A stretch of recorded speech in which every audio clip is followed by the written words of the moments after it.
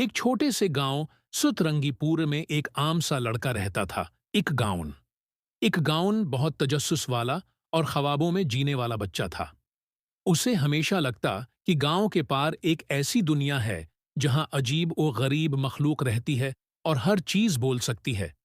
एक दिन खेलते खेलते एक गाउन को खीत के पास एक चमकती हुई अंगूठी मिली।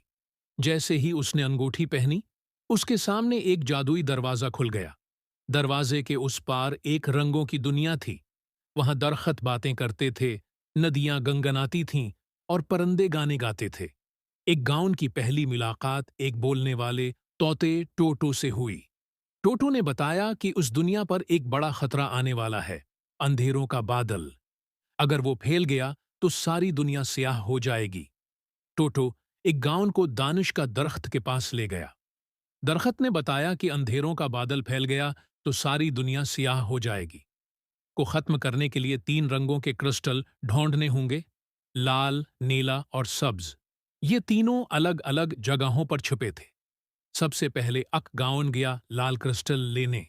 उसे पाने के लिए आग उगलने वाले एदहा से दोस्ती करनी थी। एक गाउन ने डर के बजाय हमदर्दी दिखाई। एदहा पिघल गया और उसने क्रिस्टल दे दिया। फिर वो गया नीला क्रिस्टल लेने, जो समंदर की तह में था। एक गाउन तैराकी नहीं जानता था, मगर एक डोल्फन ने उसकी मदद की और नीचे ले गई। हौसले और एतमाद से उसने क्रिस्टल हासिल कर लिया।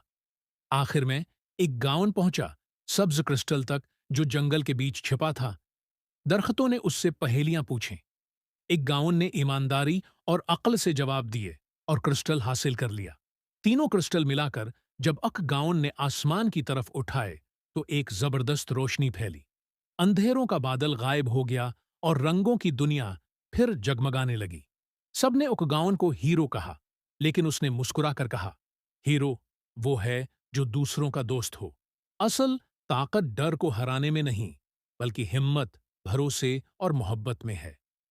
यूं कहानी खत्म हुई और गाउन वापस अपने गांव लौट आया, मगर उसकी आंखों में अब हमेशा एक नया ख्वाब था, नई दुनियाएं देखने और नई बातें सीखने का।